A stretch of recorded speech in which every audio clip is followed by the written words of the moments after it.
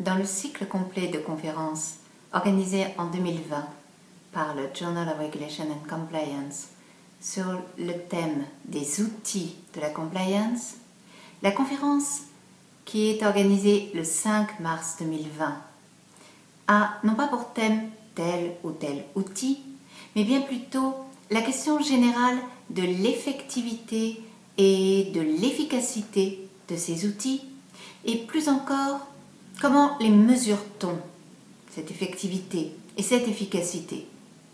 A priori, ce n'est pas un sujet très juridique, car le droit se soucie de les exiger, de les décrire, de prendre des lois, des textes, des décisions, des décrets.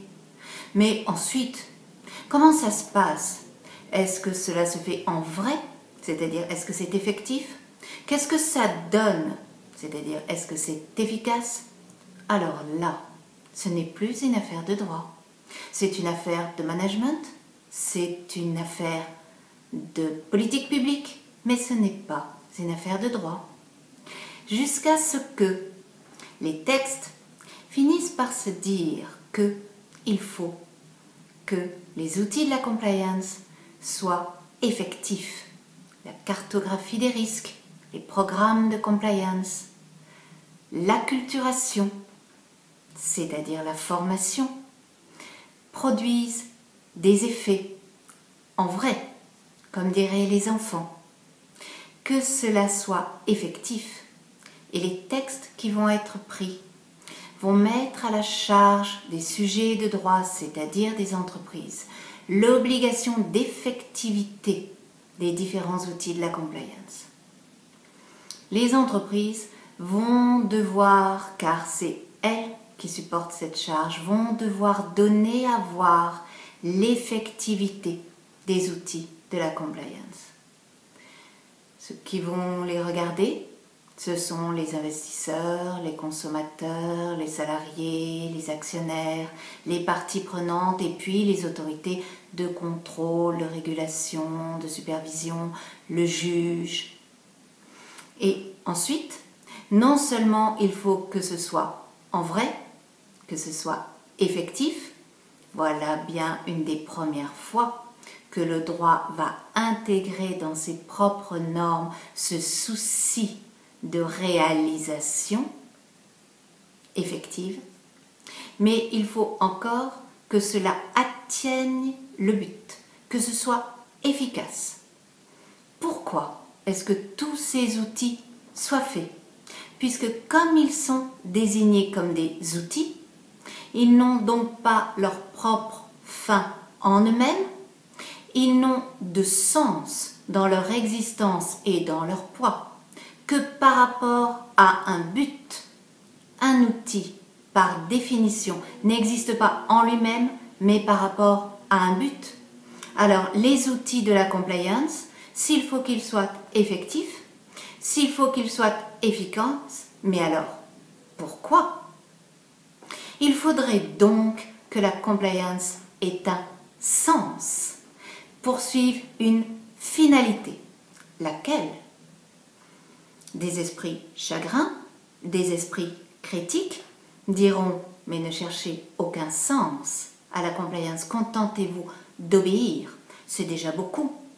Obéissez et ainsi vous ne serez pas sanctionné. Mais en revanche, si vous obéissez, vous ne serez donc pas sanctionné, car on ne va quand même pas nous sanctionner alors que déjà nous avons tout bien fait, nous avons obéi entièrement. Et il faudrait en plus que nous soyons efficaces, alors que déjà, nous avons fait tout ce que nous avons été obligés de faire. Il faudrait en plus que l'on atteigne réellement, que l'on atteigne effectivement un but. Alors là, c'est vraiment trop. Que va faire le régulateur?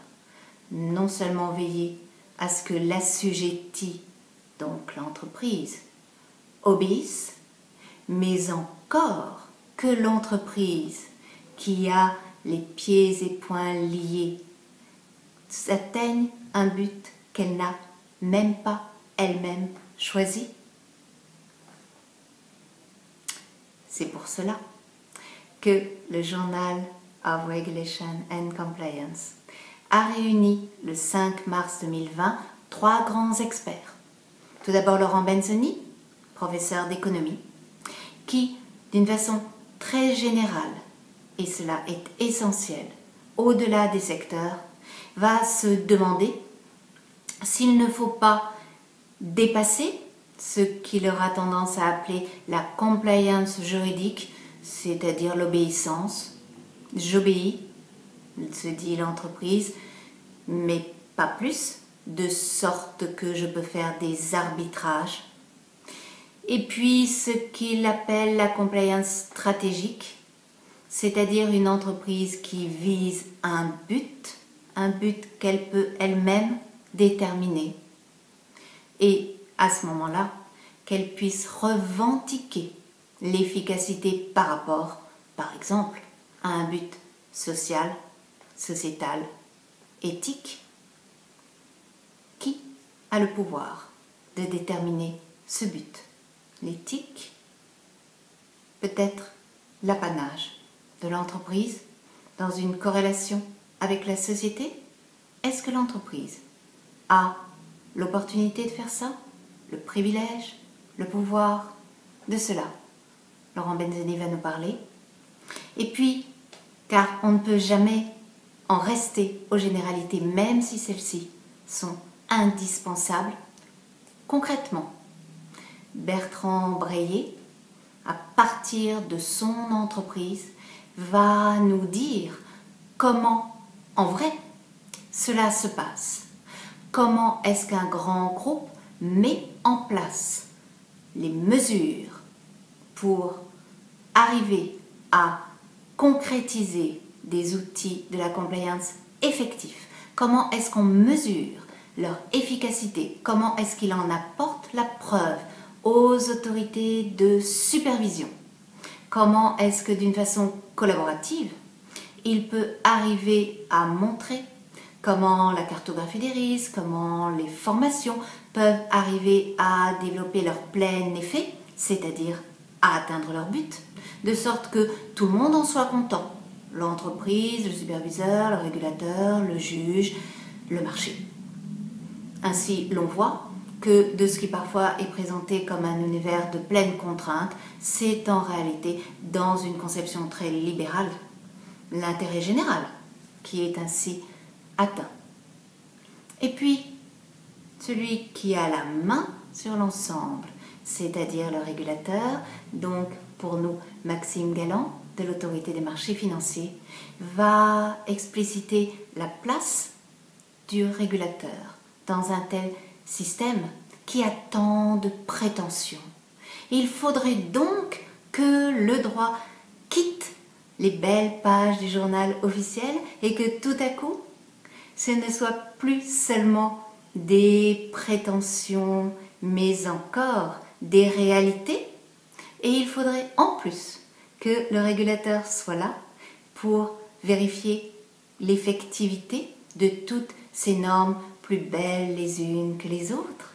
Puisque aujourd'hui, le régulateur, en se mêlant par exemple des droits humains et de l'environnement, eh bien la compliance maintenant se décide de sauver la planète.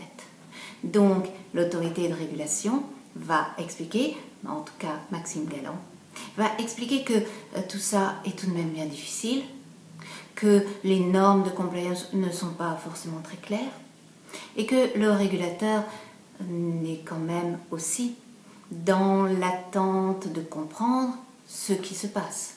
Car à tant demander d'une entreprise, il faut aussi comprendre l'entreprise.